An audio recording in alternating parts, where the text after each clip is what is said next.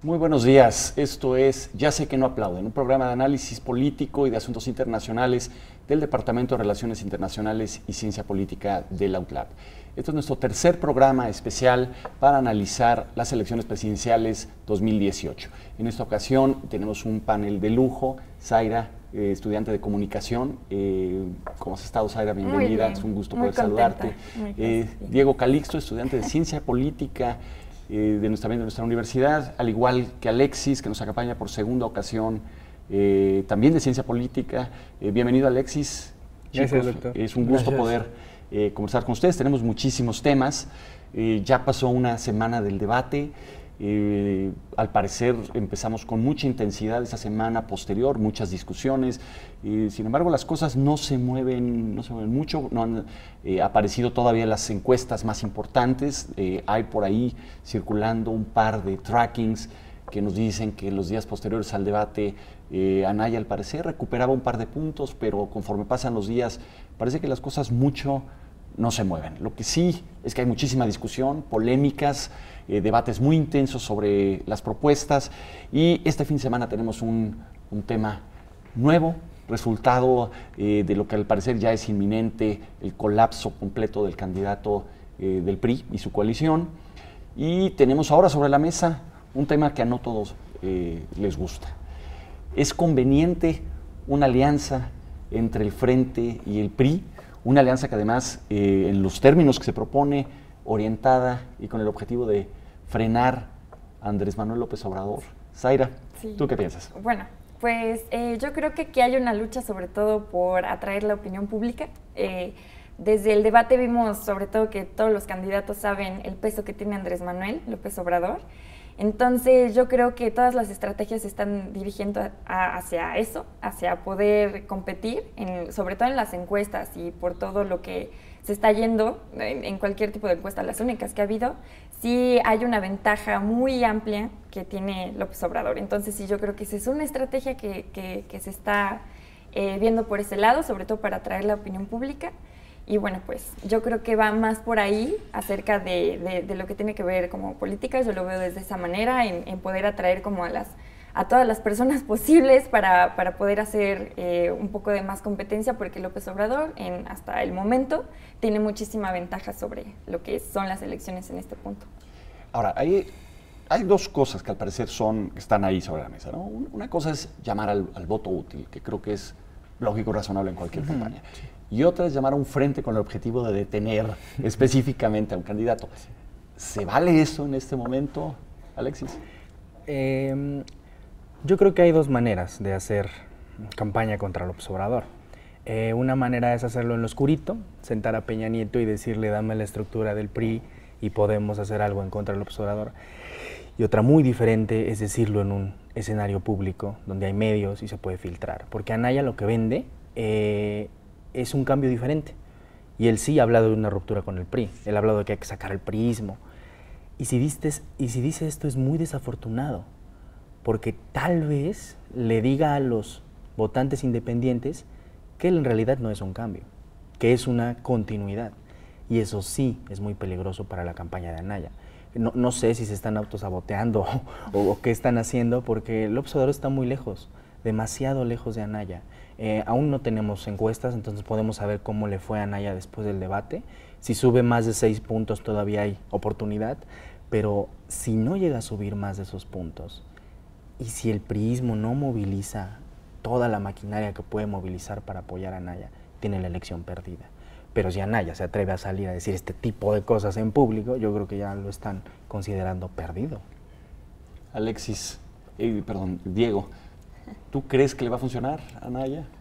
Pues puntualmente no, porque el motivo de la gente que quiere votar por Andrés Manuel o piensa en votar por Andrés Manuel es prácticamente esa intolerancia que ya le tienen al PRI, ¿no? Y entonces, al haber una posible alianza con PRI y PAN y PRD, pues siento que eso, lejos de ayudar a Anaya en su campaña, pues lo perjudica, porque pues es, como bien menciona Alexis, es como darle una continuidad al gobierno que ya se tiene, y pues obviamente las personas que no están seguras de su voto pues no se van a arriesgar a que esté el país como se encuentra en este momento.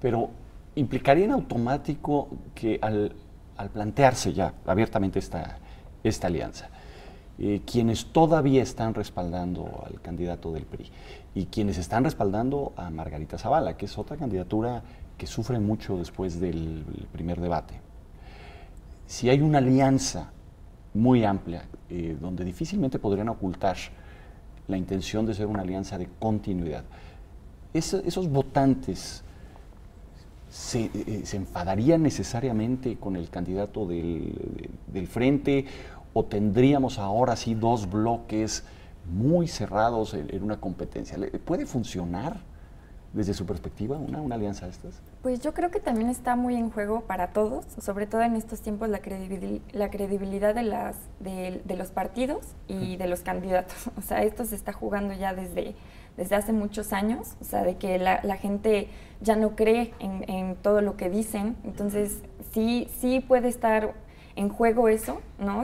Creo que también se está tomando que López Obrador sea quien gane, y tampoco se está pensando en la gente, ¿no? De que, o sea, ¿por qué se está cambiando tan drásticamente? O si antes era PRI-PAN, los contrincantes ahora van a ser aliados. O sea, esto también yo creo que puede jugar muchísimo sobre la credibilidad de lo que transmite hacia la gente. Entonces, yo también siento que puede haber muchos contras en esa parte, ¿no creen? La verdad, podrían tener muchas propuestas en común, y ya es una lucha en contra de López Obrador, en vez de generar mejores propuestas, o que cada quien vaya a competir desde su trinchera. Entonces, también ahí hay como una línea muy delgada en lo que puede ser la credibilidad de los partidos, de los propios candidatos, y ser incongruentes en ese sentido.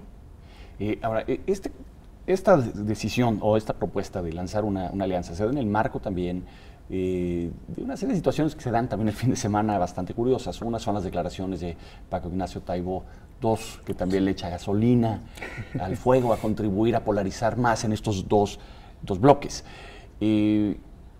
A la luz de esas declaraciones y esa amenaza, que no necesariamente es de Morena, es alguien hablando a nombre de Morena, proponiéndole a Morena transitar hacia ese camino de las expropiaciones, ¿cómo podría funcionar a Anaya un llamado a una alianza bajo ese contexto? Es que aquí hay un tema claro de qué quiere la gente, ¿no? Y es una ruptura.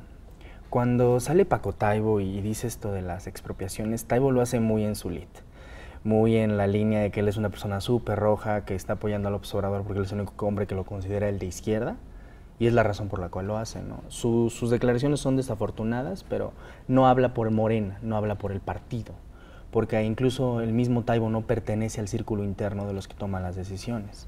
No es Romo ni es Cloutier, es un outsider, podría decirse, que está movilizando a la gente para que vote por él. Y en ese sentido, creo que incluso el llamado de Anaya no le va a servir, porque el descrédito que trae el PRI es demasiado grande. Es demasiado grande, traen consigo toda la carga de la corrupción, que la gente lo percibe como el gran problema del país, aunque yo considero que el mayor problema es la seguridad. Entonces, llamar a una alianza pública, de decir vamos contra el PRI, que salga José Antonio Meade y que se baje, no va a pasar. Simplemente creo que sería como explotar esta elección, y que López Obrador llegue sin ningún problema a la elección. Yo por eso creo que si se va a hacer esta alianza, la alianza se va a hacer por debajo, van a dejar ya que el candidato se vaya desvirtuando, los recursos van a empezar a meterlos en otro lado y empujar un poco más a Ricardo Anaya. Pero una alianza, un llamado público de que el priismo lo haga, no creo que pase. Sería contradictorio. Ahora, la campaña nos está dando números inéditos en muchos sentidos, ¿no? Un PRI colapsado, tal vez como no lo habíamos visto nunca. Hay encuestas que lo han ubicado en 16%, hay encuestas que lo mandan a 22, 23, ya distribuyendo indecisos entre los diferentes candidatos. Ahora, cuando tú llamas a formar una alianza con el objeto de detener a un rival, es que asumes que ese porcentaje de votantes que trae el PRI se van a trasladar completamente hacia ti. ¿Va a ocurrir eso en caso de que se conforme esta alianza o vamos a ver, por el contrario, más intentos de acomodarse con López Obrador? ¿Cuál es el panorama que tú ves, Diego? Mi panorama es que no se puede dar una declaración abiertamente acerca de eso. O sea, yo siento que si se da esta alianza tiene que ser por debajo de la mesa, porque básicamente siento que sería un muy buen argumento contra López Obrador. Contra Anaya de parte de López Obrador. O sea, López Obrador saldría a decir que es lo mismo, que es parte de la mafia de poder, que es el mismo PAN, que es el mismo PRI, que son los mismos partidos de siempre que han estado gobernando este país y que se unirían ellos dos con tal de ganarle a la única opción, que es él, ¿no? Entonces, yo siento que por este sentido no se puede dar públicamente eso, o sea, concretamente en lo que usted preguntó, no se arrastrarían así los porcentajes. O sea, si tiene el 14 al 20% de probabilidad, Meade, no siento que esto se vea, si se unen, Anaya y Meade tuvieran el mismo, porque pues básicamente dividiría el voto en dos y siento que pues esto que comento de los argumentos le perjudicarían de mucho a Anaya. Bueno, pero eso sí, siempre hemos tenido como las opciones de varios candidatos y varios partidos, ¿no? A lo mejor y si ya en este momento se polarizaran un poco más, a lo mejor hubiera un poco más de decisión acerca de las personas, porque ya hay como dos candidatos, ¿no? O sea, sería López Obrador y Anaya, ¿no?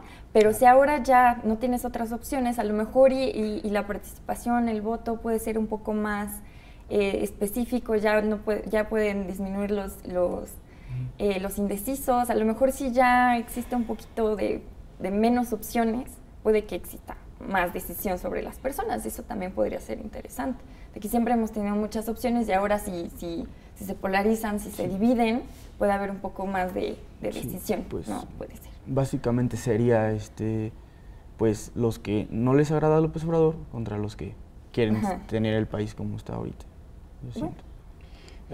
Ahora, lo que parece inevitable es que no va a haber Meade no se va a retirar. En todo caso, podría haber algún intento de realizar operación apoyando a un candidato o otro. Algo que se vuelve ahora complicado una vez que se abre públicamente este debate y que daría pie a cuestionamientos muy fuertes desde muchos sectores bajo el argumento de una operación de Estado, cuando abiertamente pides hacerlo para frenar a otro candidato, ¿no? Parte de lo que está jugando es algo que mencionabas, Zaira, en torno a la credibilidad. Y sobre ese tema me gustaría platicar con ustedes de otro asunto que también ocurre mucho este fin de semana, pero que ha estado latente prácticamente en toda la campaña. Tal vez también, como en pocas campañas, hemos visto una discusión en torno al rol de los voceros, de los asesores. Ya no es solo una campaña donde vemos al candidato y el centro de atención es el candidato. Esto tiene que ver con la transformación de las redes sociales, el peso que tiene la información, cómo circula. ¿A quién debemos escuchar como ciudadanos? Híjole, pues yo sí creo que hay como dos tipos de panoramas. O sea, en primer plano está el candidato. El candidato, si va a hacer una propuesta, tiene que saber, ¿no? Si la va a gestionar y la va a ejecutar en algún momento, tiene que tenerla. Y tiene en segundo plano, tiene a su equipo, ¿no? O sea, que también, o sea, depende muchísimo del candidato, porque al fin y al cabo es el que toma la decisión de tener un equipo. O sea, por más equipo que tengas, si no sabes confrontar la situación, pues, o sea, no va a funcionar. Sin embargo, también está lo que decía el doctor sobre la transmisión del mensaje, ¿no? O sea, porque sí, un candidato puede ser como muy aventado al decir cosas, declaraciones, entonces si tampoco tienes como ese equipo y un buen asesor y que tengan como mucha armonía entre ellos dos, que haya un buen equipo entre candidato y a lo mejor pongámoslo como equipo de campaña, pues no pueden funcionar las cosas. Y eso sí es cierto, ahora ya hay como distintas etapas, que hace unos 6 años pues no teníamos como tanto el uso de redes sociales y ahora se puede utilizar estas plataformas para ver más el contenido, más a profundidad, lo que están proponiendo, ¿no? Sin embargo, sí es demasiada información, muchísima información. Y el tema de las redes sociales ha sido muy útil para al menos el equipo del López Obrador, claro. Y específicamente su coordinadora de campaña, que es Cloutier. La mujer parece una millennial, lo hace demasiado bien. Muy bien, sí. Y sobre todo, López Obrador tiene algo que antes no tenía, un grupo de individuos que lo están defendiendo en medios. Sí. Que defender a López Obrador es algo muy complicado y lo han hecho bien. Cloutier ha mantenido a raya en la mesa de Loret a otros pesos pesados que tiene ahí. Claro. Y ha sido una capacidad que han tenido, pero sí hay un problema, yo creo, muy serio de comunicación entre el candidato y sus mismos coordinadores. Claro.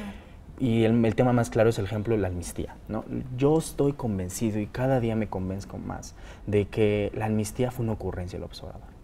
Porque prácticamente fue algo de banqueta que dijo, vamos a dar amnistía, y luego lo tuvo que salir a explicar y ahí fue donde esto detonó.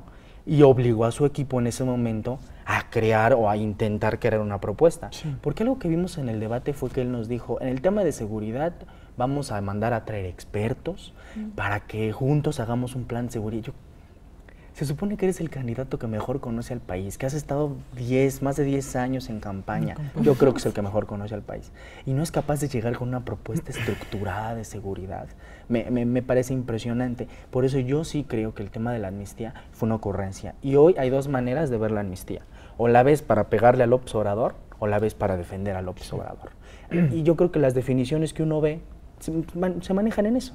Claro. ¿No? Dices, es que perdón, es olvido, y le pegas al López Obrador, y salen los otros y dicen, no, es que es paz. Sí. Claro. Es que es lo que el país necesita. Sí. Y creas esta idea maniquea donde una idea de la amnistía, en vez de que se dialogue, se plantee, no se da. Eso sí es cierto.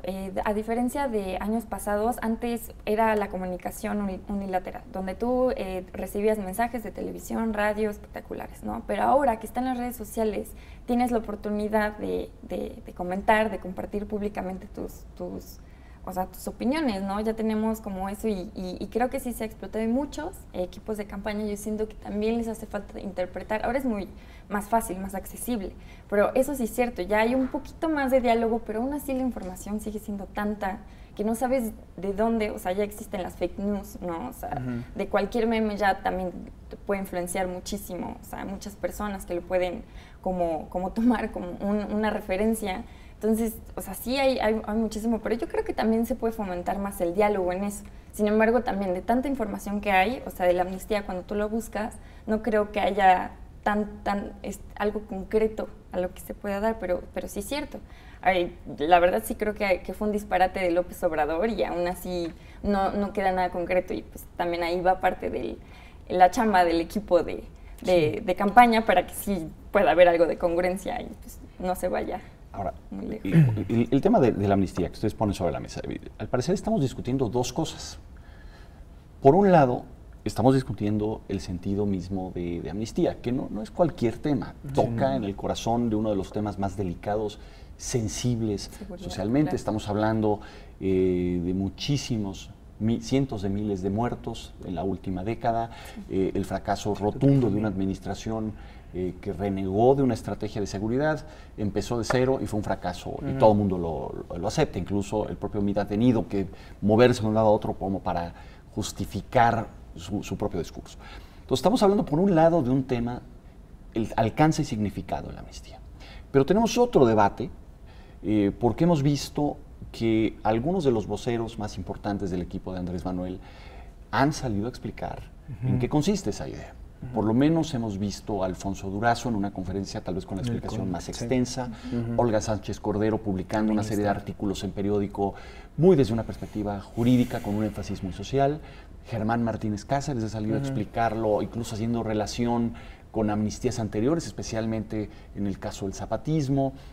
Recuerdo haber visto un video que circula en redes sociales con José Merino explicando puntualmente cuál es y qué se busca con la estrategia.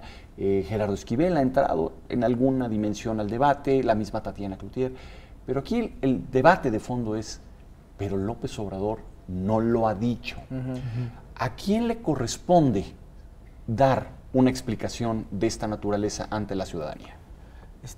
Yo siento que López Obrador no plantea la propuesta con la seriedad que se necesitaría. O sea, y en base a esa falta de propuesta, pues, su equipo, en este puntual caso Durazo o los que usted mencionó, pues salen a defenderlo. Pues esto obviamente pues no es como lo ideal, o sea, lo ideal es que él dijera, pero pues no ha salido con nada serio más que pues, apenas en el foro del TEC de Monterrey, pues ve que dio su declaración, pero pues obviamente es mínima, es no centrada. O sea, mi punto es que no se lo toma con la seriedad que se mereciera. Pues es importante que acote y que diga principalmente lo que ya han hecho sus asesores, pero que lo diga de viva voz él, que diga que va a poner un marco legal en el que se puede, donde diga que sí y que no, cuándo sí, cuándo no, se toma esa amnistía. Pero pues él no lo dice y pues mi punto de vista es que sí, él tendría que salir a dar esas explicaciones que se merece la ciudadanía. ¿Tiene que darlas el candidato? Claro que debe darlas. Y ha sido un problema porque también debemos ver a quién le estamos reclamando. No es el primer debate en el que vemos a López Obrador y tiene una incapacidad de articular bien algo en un debate. Lo ha hecho antes, es algo que le cuesta muchísimo. Necesita espacios muy largos para hacerlo y aún así no ha sido capaz de ser muy claro. El TEC de Monterrey es muy interesante, porque él ya por fin dijo a los individuos en los que está pensando, que es campesinos que cultivan opio en Guerrero. Lo focalizó. Sí. Pero nos llevó muchísimo tiempo. Cuando la primera vez que lo dijo causó reacciones súper fuertes. Por ejemplo, un artículo de Sicilia en Proceso, que era una carta abierta donde él le decía, tú me estás pidiendo olvido, ¿quién te crees tú para pedírmelo a mí y a mi esposa? Causó mucho revuelo y por eso yo creo que fue una ocurrencia, porque el equipo se vio obligado a responder. El equipo Merino tuvieron que ver en ese momento y intentar articular una respuesta y nos piden que los escuchemos a ellos, ¿no? Que no todo lo tiene que saber el candidato y hasta Esquivel nos regañó en Twitter de que cómo no se nos atreve que un director de orquesta sepa tocar todos los instrumentos. Yo no, ese no es el tema. El tema es que mínimo el director de orquesta conoce todas las notas, conoce cómo suena cada instrumento. No le estamos pidiendo que salga y me explique una política pública puntualmente, sin una idea clara y concreta de qué se va a hacer. Haciendo referencia a lo que dices, también hay un comentario en Facebook de Daniela Hernández y ella comenta, también habrá que reflexionar entre la diferencia que hay en defender al candidato con el que simpatizas y justificar todo lo que él o ella dicen. Las posturas que tomen los miembros del equipo del candidato, sobre todo los que hay muy posiblemente tendrán alguna función pública, dice mucho sobre lo que podemos esperar más adelante, ¿no? O sea, acerca de lo que puede ser un candidato, pero también cómo va a reaccionar y cómo va a saber controlar el equipo, ¿no? O sea, creo que tiene como mucha importancia eso, porque es verdad, o sea, cómo se va a hacer en un futuro, llegando a la presidencia, ¿no? O sea, lo hemos visto con Peña Nieto, que nos preguntamos si no tiene un asesor personal o algo así, es como, ¿por qué está diciendo eso? O sea, sí tiene que haber una armonía, tiene que haber un equipo, entonces eso también puede decir mucho y hay que prestarle mucha atención. Bueno, al menos en el caso de Peña Nieto sí entró con prácticamente un primer ministro, que era Videgaray, que lo usaba para defender todo, pero después lo de su casa y el escándalo que saqueó Aristegui se desvirtuó y dejó de ser ese vocero. Lo que dice Daniela es interesante y por qué a veces se pierde entre defender al candidato, defender su candidatura y todas sus propuestas y salir a defenderlo sobre todo, sobre cosas indefendibles. Yo creo que es por el ambiente político en el que vivimos, en el que ya es o estás con o estás contra López Obrador. Entonces ya no existe un mínimo de crítica porque automáticamente se te vienen encima y ya eres de la mafia del poder. Y es algo muy real y yo creo porque es este contexto tan violento en el que vivimos donde o es él o no. Sí. Y aunado un poco a lo que veníamos hablando, yo siento que también fue una ocurrencia porque hasta su asesor, Durazo, Alfonso Durazo, él sale a decir que por qué nos enfocamos mucho en el tema de la amnistía, si él solamente, si es como es una parte mínima de su propuesta, que nos debemos enfocar en otra cosa, pero lo que sí es claro es que en temas de seguridad pública y propuesta de corrupción es el foco de atención, porque la idea de barrer las escaleras de arriba abajo y ahora el tema de la amnistía siempre nos ha dejado con muchas preguntas, nunca aclara nada, entonces yo siento que va por ahí donde se tiene que poner atención si es que ellos quieren continuar atrayendo votos o si es que lo quieren dejar así. Sí, sí, es cierto. Yo creo que también tocan los temas muy, en términos sensacionalistas. O sea, en vez de verdad atacar el problema, proponer algo, lo está usando más para campaña, ¿no? O sea, meterse con, como lo decías, o sea, los puntos más sensibles que ahorita tiene el país sobre la seguridad, usarlos para, o sea, propósitos políticos en vez de que de verdad se haga algo concreto, ¿no? O sea, de que sí, de que nos da largas y largas y solamente es como para llegar a las personas, acarrear gente y ya, ¿no? O sea, sí es necesario en ese tema que en vez de que sea un escándalo, que sea algo más propositivo, ¿no? Y bueno, en una campaña se discute mucho lo que los candidatos dicen. En ocasiones también es importante analizar ante qué temas dejan de decir cosas que son importantes. Me gustaría terminar este programa del día de hoy con un comentario breve. A ver, ¿qué piensan ustedes al respecto? La semana pasada, a finales de la semana pasada, Donald Trump, en uno de sus tweets impulsivos, llamó a respaldar la alianza México-Canadá, Estados Unidos para organizar el Mundial 2026. Sí. Y entre las cosas que señalaba era que iba a haber algún tipo de represalias o iba a dejar de haber cooperación con aquellos países que no respaldaran a esta candidatura. Todos sabemos quién es Trump y sabemos lo impulsivo que es en Twitter. Lo que llama la atención es el tweet del presidente de la República, Enrique Peña Nieto, retuiteando una amenaza, o lo que se entendió por muchos como una amenaza de Trump a otros países, una forma de extorsión, pero nuestro presidente le da retweet. Y además de retweet dice, nos dividen muchas cosas, pero el fútbol nos une. ¿Qué tendrían que haber dicho los candidatos al respecto? A ver, un comentario breve para terminar, en un tema que va a ser central, porque además este va a ser uno de los temas eje del segundo debate.